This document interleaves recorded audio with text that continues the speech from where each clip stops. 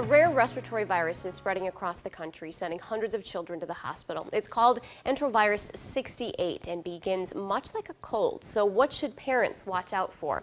Marilyn Michaels from Infection Control at Gunderson Health System joins us now with more information, because when parents hear something like this, it's scary. It's scary for all of us. So exactly what is this virus?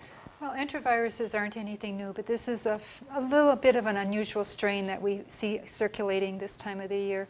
It's been in the United States just a couple of times before, but the Philippines had an outbreak of it a few years ago. What is concerning about this particular strain of the enterovirus is that it causes severe respiratory infection, and it tends to hit young children. And what are some of the symptoms of this, so we can be watching out for this?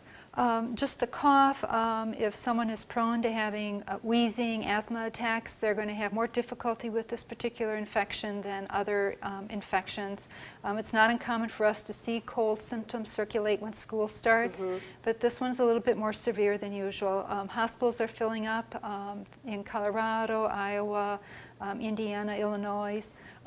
More children are being placed on ventilators because of respiratory problems. So if someone is starting with the cold symptoms, just watch their respiratory status to make sure it doesn't advance to something more severe. Are we preparing for this locally?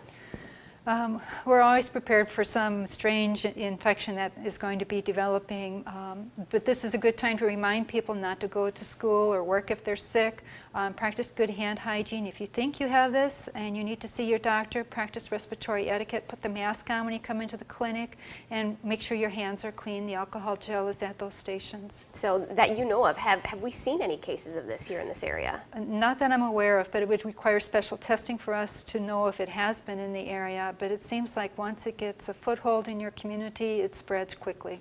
What should parents be most aware of? You know, we talked a little bit about the symptoms, in prevention, but what should they be aware of? Because this sounds pretty worrisome. It is worrisome, and the alcohol hand sanitizer may not be the most effective thing, so washing with soap and water. This can be spread by the oral and fecal route, so anything with your intestinal system and your upper respiratory tract. You need to make sure that if you cough and sneeze, you're doing good hand hygiene when you get done going to the bathroom, changing diapers, making sure that you have that separation of the diaper changing area and the food handling area. So if you have soap and water nearby, try and use that over those hand sanitizers. That would be preferable with this one. All right. Thank you so much, Marilyn. We appreciate your time. Thank you.